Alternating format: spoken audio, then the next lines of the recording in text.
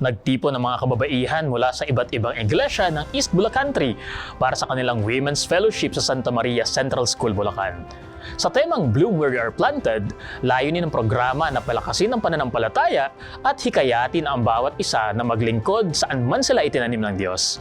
Ang detalye ng kaganapan doon, balitang may pag-asa ni Myra Jim Taniedo.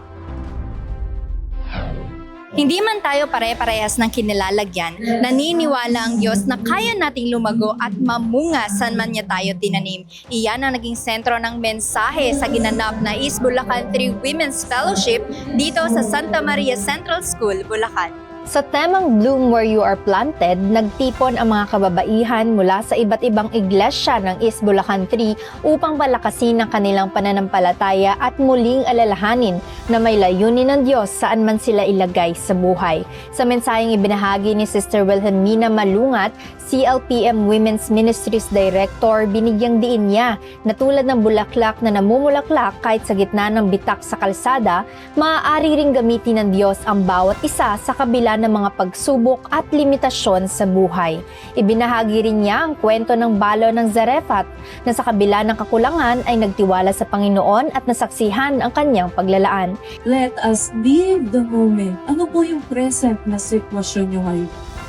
Na-appreciate niyo po ba?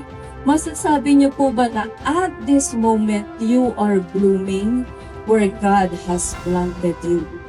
The Bible is rich in stories and in scriptures, in words, ano po, where we are told to bloom where you are planted. Isang paalala na ang pananampalataya at pagsunod sa Diyos ay nagdudulot ng kanyang mga pagpapala. Naging bahagi rin ng fellowship ang mga awitan, inspirasyonal na bahagi at mga pagkakataong makapagbahaginan ng karanasan na lalong nagpatibay sa mga dumalo na magpatuloy sa paglilingkod sa Panginoon. Lubos po ang aking kagalakan at pasasalamat sa ating Panginoon. Ako po ay na-bless at ako po ay lubos na nasisiyahan, lubos na nagagalak. Praise God. Kasi po ay naging bahagi po ako ng fellowship na po ito. Ngayon, alam niyo sa totoo, napakasarap sa pakiramdam na eto, nangyari yung ganito. Iba yung nagiging, kumbaga yung mas lalo kang ma-uplift, oo. Kasi napakasarap talaga na sama-sama, nagkikita ang magkakapatid. Tapos basta iba, nakakaano talaga, yung iba yung pakiramdam, iba yung saya. Yan, napakasarap talaga, yun lang yung masasabi.